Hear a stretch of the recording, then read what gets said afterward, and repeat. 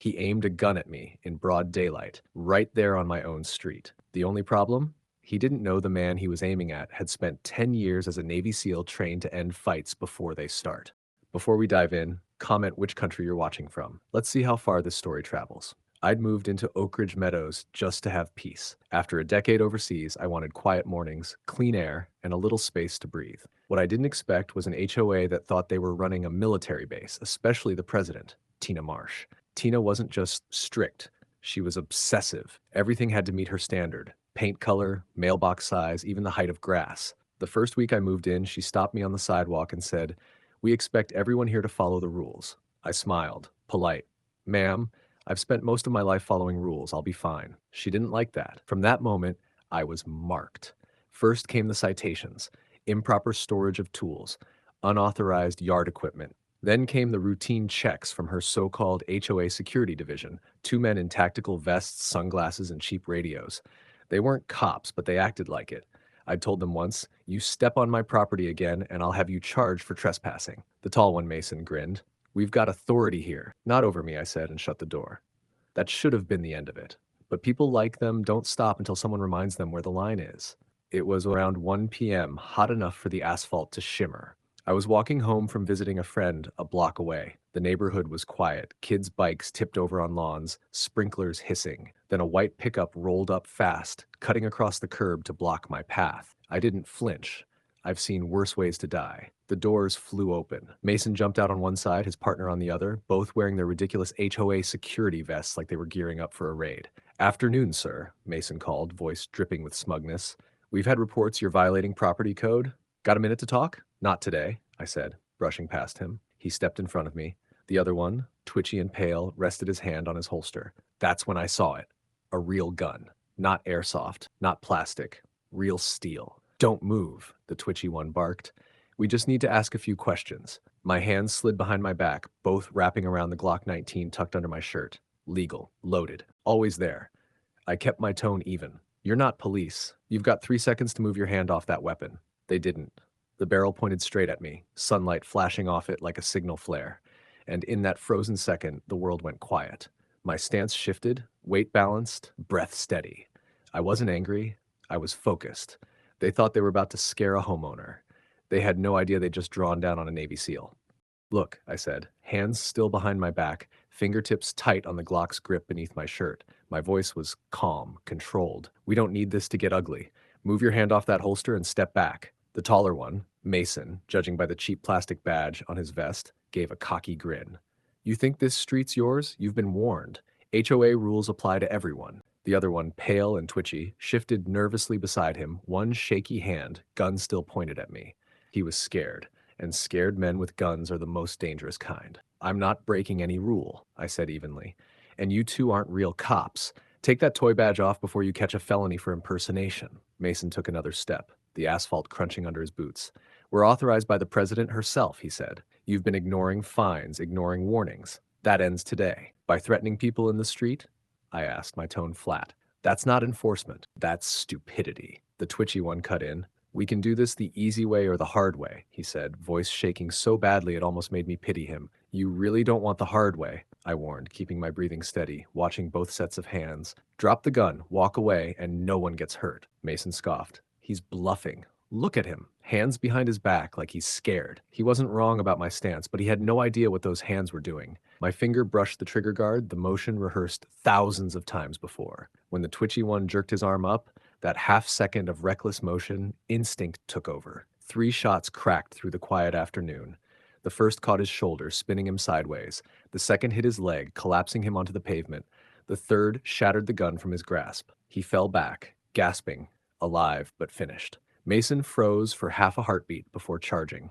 Big mistake. I sidestepped, grabbed his wrist, twisted, and drove my elbow straight into his ribs. Once, twice. He screamed, tried to push away, but I kept pressure, pivoted, and slammed him to the ground. The sound that followed was ugly, bone giving way. "Stay down," I ordered, breath steady. "Don't move." He didn't. He couldn't. One arm pinned under him, ribs caved. He gasped for air like the world had just gone quiet. Neighbors were already appearing. Porch doors opening, camera phones raised. Someone shouted, "Call the cops!" Another yelled, "They've got guns!" I stepped back slowly, Glock still low, muzzle pointed toward the ground. Weapons secure, I said loud enough for everyone to hear. Self-defense. They pulled first. Mason moaned beside his partner, who lay bleeding but conscious. We were just doing our job, he rasped. Yeah, I said coldly. Impersonating officers isn't a job, it's a crime. Sirens wailed in the distance, growing louder. I holstered the Glock, lifted my hands, and waited. The fight was over, at least for me. For them, it was just beginning. If you're enjoying this HOA story so far, like and subscribe because the story is only going to get better. Three cruisers roared down the street, tires screeching, lights flashing off every window in the neighborhood. Within seconds, officers surrounded me, guns drawn. Hands where we can see them, one barked. I raised them slow, calm as ever. Weapons holstered, licensed and safe, I said. Two suspects down, one armed, one restrained. They're not real law enforcement. The first officer approached, sweeping my Glock from its holster and handing it to another deputy. Stay right there, he ordered. Trust me, I said quietly. I'm not going anywhere. They cuffed me, standard procedure, while paramedics swarmed the two on the ground. Mason was curled near the curb, clutching his ribs, his breath broken and shallow. The smaller one, the gunman, had a bullet through his shoulder and a shattered thigh. He kept groaning, muttering something about Karen sending them. Sheriff Daniels arrived minutes later, an older man with the kind of experience that sees through chaos fast. He studied the scene, then me. You the homeowner? Yeah, I said. They confronted me at gunpoint, claimed they were enforcing HOA rules. He glanced at the two men. They're wearing fake badges. Exactly. And if I hadn't fired, one of us wouldn't be standing here. Daniels nodded, already reading the room.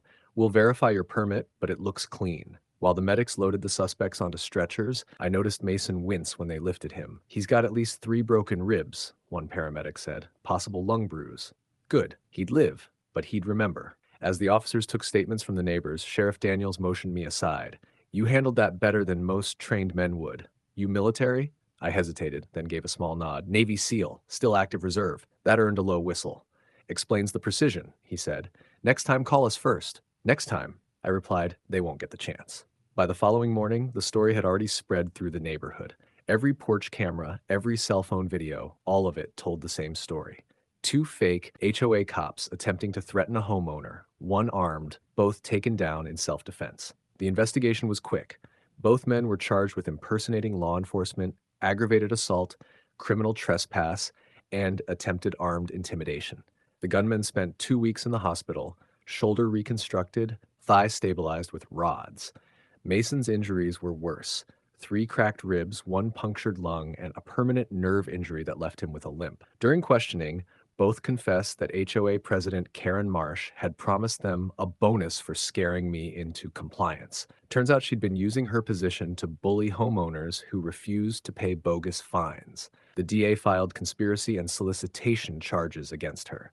She resigned before the first court date. 2 weeks later, the news came in. The gunman received 6 years in state prison, fined $30,000, and spent 2 weeks in the hospital after surgery on his shoulder and thigh, while Mason got 4 years in prison, fined $25,000, and spent 9 days hospitalized with 3 broken ribs, a punctured lung, and permanent nerve damage that left him unable to return to work. Karen Marsh, the HOA president who hired them, was charged with conspiracy, solicitation, and abuse of authority. She received 18 months in county jail, $50,000 in fines, and was permanently banned from serving on any HOA board. When the sheriff came by later to hand me the official report, he smirked. You're cleared, he said. Completely justified use of force. Good, I said, looking toward the street where it happened. Maybe next time she'll think twice before hiring thugs to do her dirty work. He chuckled. Word is, half the HOA just quit. Then it's already a better neighborhood, I said.